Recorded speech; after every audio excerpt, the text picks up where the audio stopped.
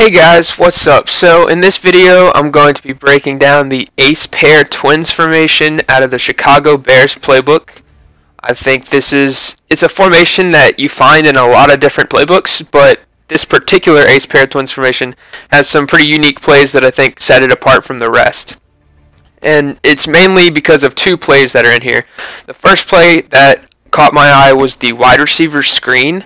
This is the only ace pair twins formation that I've seen so far that has a wide receiver screen. And it's great because it has three blockers. The left tackle and the left guard both go out to block.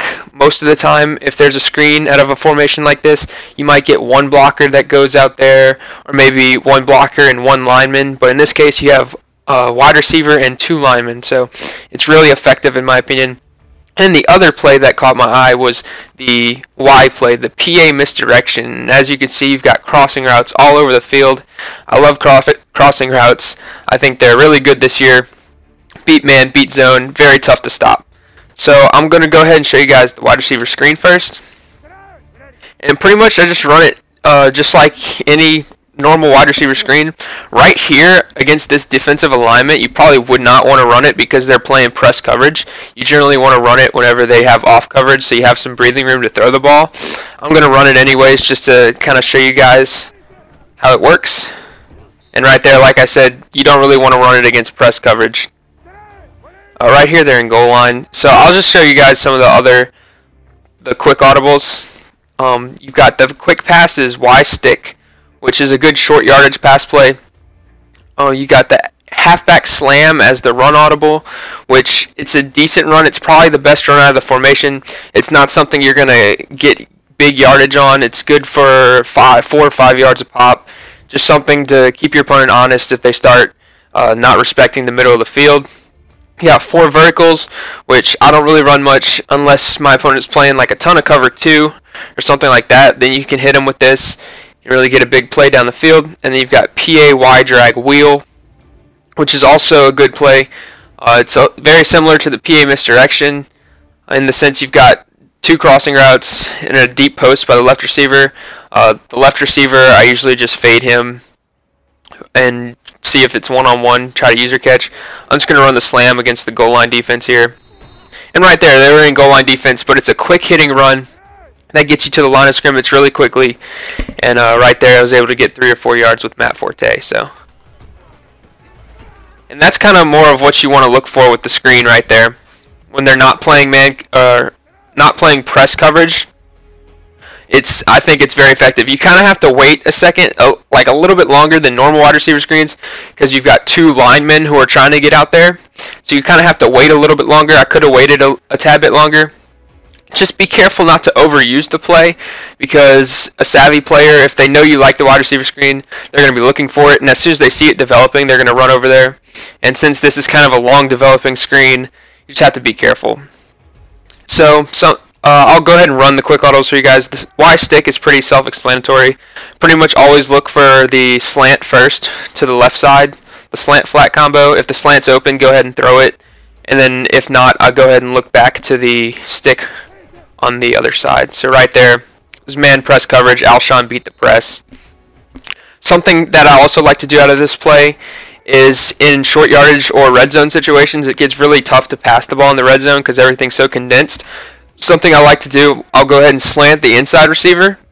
So you have double slants. And I'll always look for the inside receiver, Marshall in this case, first. Like as soon as he cuts, you want to look for him and see if he's open. If he's open, it's good for about a 5-6 yard pop. If there's nobody there, it could turn into more. Then you always read the second slant by Jeffrey coming behind him, just in case if a defender goes with Marshall, it might leave a void for Jeffrey. And then last, you read the stick on the right side. So right there, they blitzed. It was some type of man blitz, and I was able to get a quick hit with Brandon Marshall. The slam I already ran. It's pretty self-explanatory. You just kind of don't get fancy. Just try to get upfield, and it's a run that you just kind of want to make your opponent respect and know that it's there and that you will be willing to run it. 4 verticals is good against cover 2. I'll go ahead and run it again for you guys just so you guys can see kind of how it is. Right there, it was against man-to-man. Just try to throw up a user catch. Jay Cutler overthrew it. But that play is very situational. I don't really run it much. And then the PA Y drag wheel to play action audible. As I said earlier, my only adjustment I make is I fade Jeffrey for the one-on-one.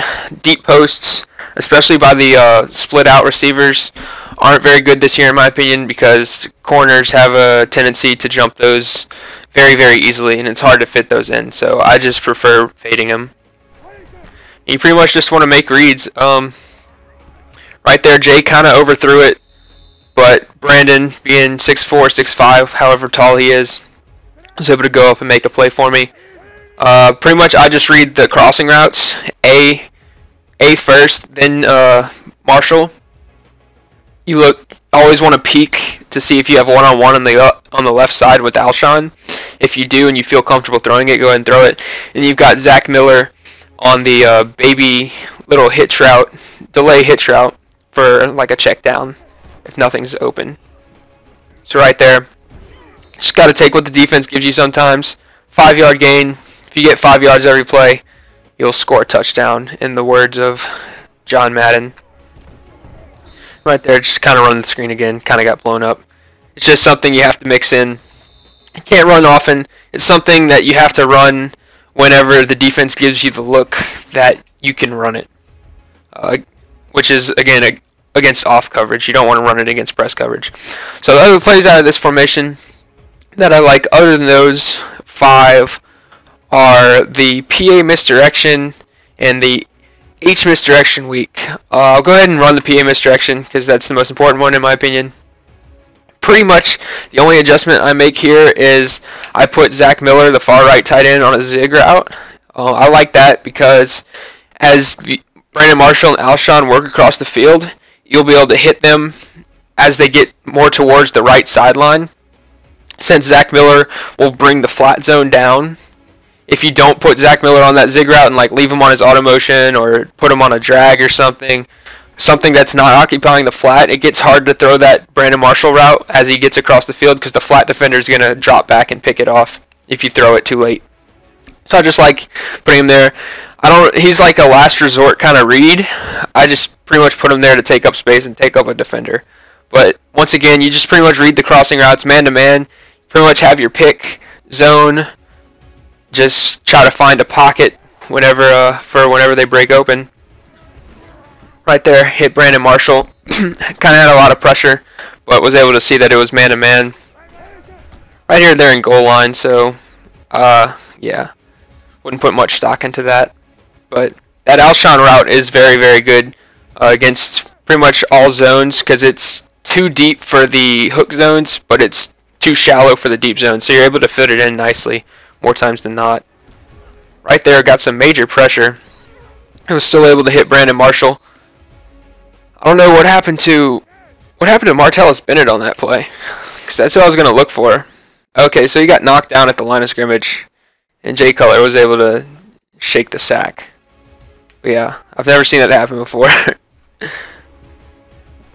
So yeah, right there, that Alshon play, that Alshon route. What'll happen that was against cover 3, and what'll happen a lot of times, I'll show you guys that in instant replay. The far right defender will get sucked. This guy has to respect Brandon Marshall coming across the field because he knows that Brandon Marshall's going all the way across into his zone. So that pulls him towards the sideline, and so that leaves a one-on-one with Alshon in the deep safety. And if the deep safety, like he's doing right there, he didn't come over, and that leaves all this just wide open for you to throw it to Alshon. And that's pretty much every time you play cover 3. Pretty much unless they like spotlight Alshon or if they're using that, you can pretty much hit that route every single time. So I think that's actually the best play out of the formation. Just super tough to stop. If you're making good reads, you pretty much have to beat yourself in order to stop that play consistently. And the last play is the H misdirection weak. It's not a bad run. It's actually pretty good. Just the auto motion kind of ruins it a little bit because it gets predictable. If you like running the PA misdirection with the auto motion, then I could see you mixing this in more. Just if you're going to run this play, you kind of have to use the PA misdirection auto motion as well so that they don't start keying in on every time it's auto motion, it's the misdirection. because a good player will key in on that, and he'll just start. This play is kind of easy to just kind of fly through the middle and shoot the gap and get a nice tackle for loss. So just have to be careful. It's a decent run play. It's a good mix-up run play. I wouldn't run it too often. Run it every now and then. Try to catch your opponent off guard. See if you can get a block. Find a hole. Nothing too spectacular though. Just another mix-up option, really. But yeah, guys, that's a little 7-play mini scheme out of this formation. I think it's a very unique formation with some plays that your opponent won't be expecting, like the wide receiver screen, like the PA misdirection. Those are 2 very good plays in my opinion. And then you've got some nice complementary plays with the Y stick, the HB slam, the PA Y drag wheel, stuff like that, and just stuff that you can make your opponent have to respect other than your 2 base plays in the screen and the PA misdirection. So guys, I hope this was able to help you out. Until next time, I'll see you guys later, and best of luck online.